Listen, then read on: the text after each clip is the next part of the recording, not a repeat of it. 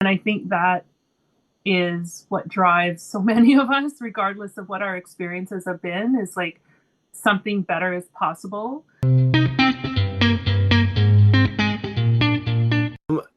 Tasha, Michael, thank you so much for the time. I really do appreciate this.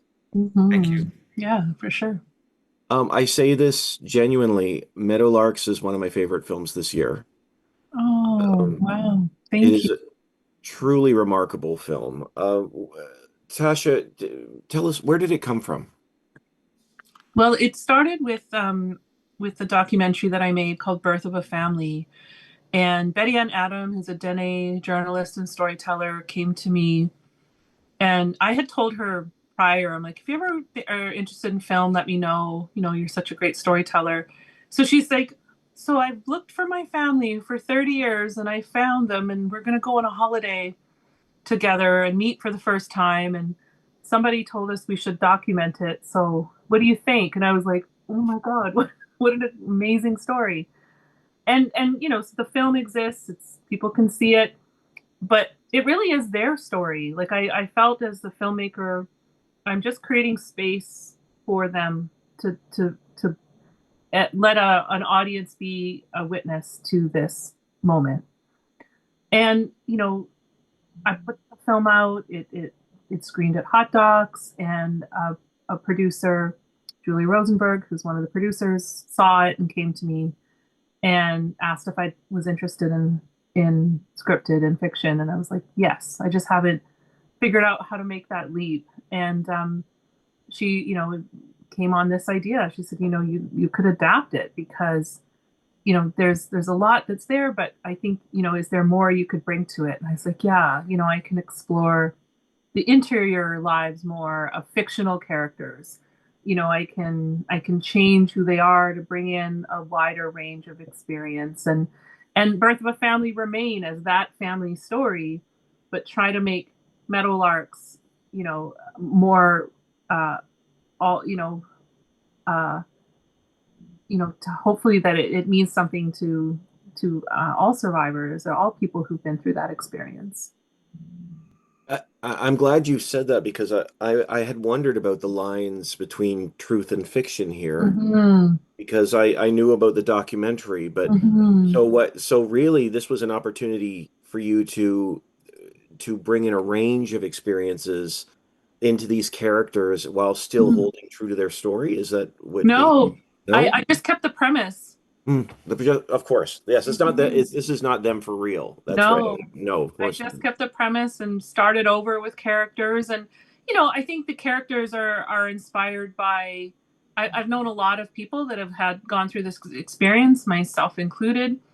And I think, you know, there are commonalities that we have that we share. So I think there's, you know, there's elements of them, but the details, the personality, like all of those things, it's more archetypal almost of what people who have been through this experience, you know, what their experience, how their experience shapes them.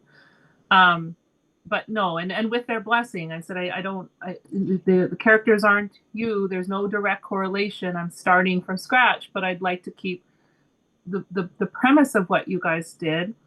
And also, you know, someone asked sort of what remained or what I learned, and it really it's just their courage, the courage that the real siblings had to come and do this. I think I kept that. It's like, okay, the four who come, it takes a lot. It takes a lot to put themselves in this place of emotional vulnerability. And so, you know, that's a real kind of brave.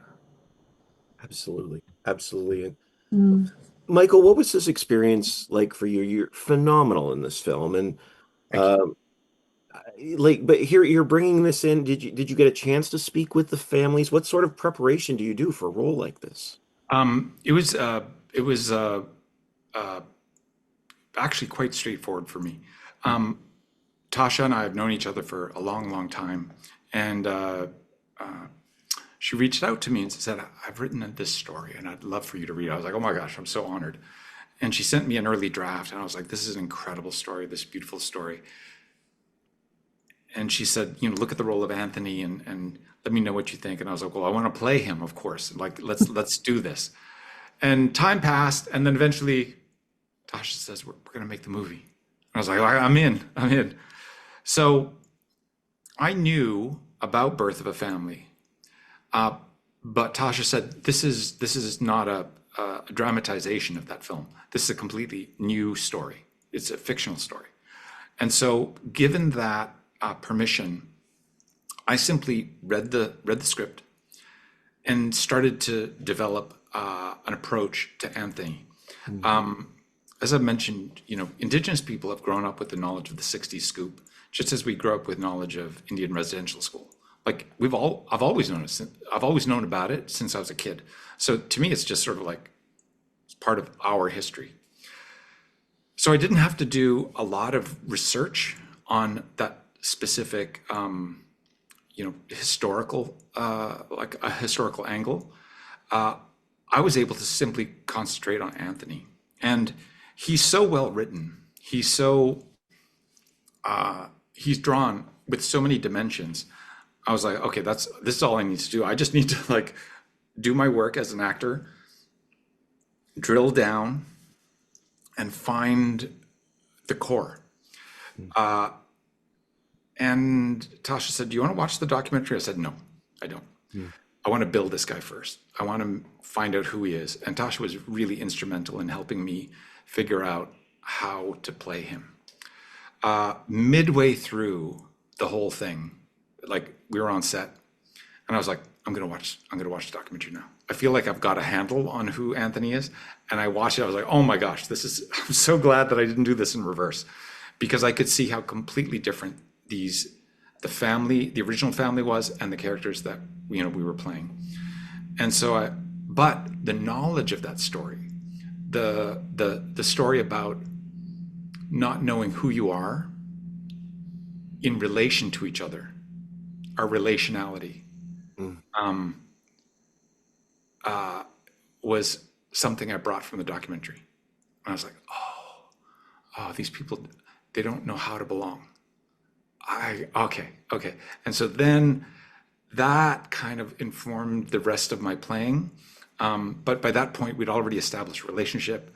I'd already established that, Marianne and Anthony were like, they were totally simpatico, like they connected immediately and beyond words.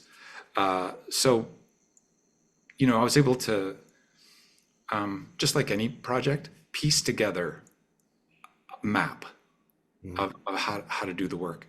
And Tasha was instrumental in that.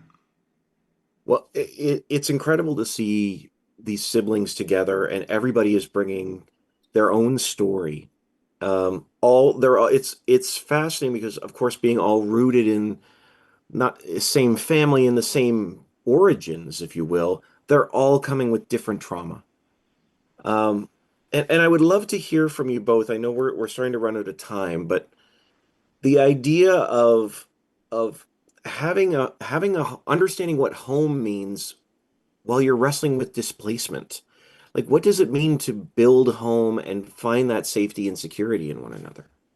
Yeah, that's, I think that's it. I mean, they have had that, different layers and kinds of, as you say, trauma, and also different kinds and ways that they've figured out how to survive and figured out how to live and figured out how to cope with that. And, I think that that's really fundamental. It's just sometimes it's like the coping isn't going to work in this circumstance, and that destabilizing is, I think, where the drama is, because they have to figure out a new way of relating because of who these people are.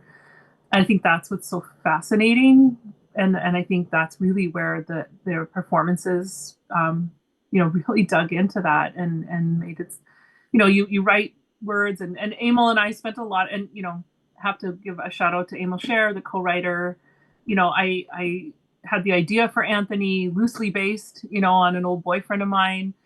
And and we talked, and I said, at the heart of it, he has no idea he's handsome because he's been so made small and invisible his whole life. And And that was the core. And we just built Anthony from there. And Emil had such great insights. But, I think that, there is this notion of, just taking that leap that they, that something more is possible. And I think that is what drives so many of us, regardless of what our experiences have been, is like something better is possible. And if not as much for us, then for our children. And I think, we also included the children in different ways, because you can see how hard everyone's trying, because that's the same goal. Yeah. Absolutely. Absolutely. Honestly, to you both, we have to wrap. We're out of time. I just thank you so much for the opportunity to chat and sharing such a beautiful story, because it really is. It is a remarkable film. Thank you so much. Thank you. Really appreciate that. Thank Absolutely. you. Very nice to meet you. Very nice to meet you too. Thanks. Take care. Okay.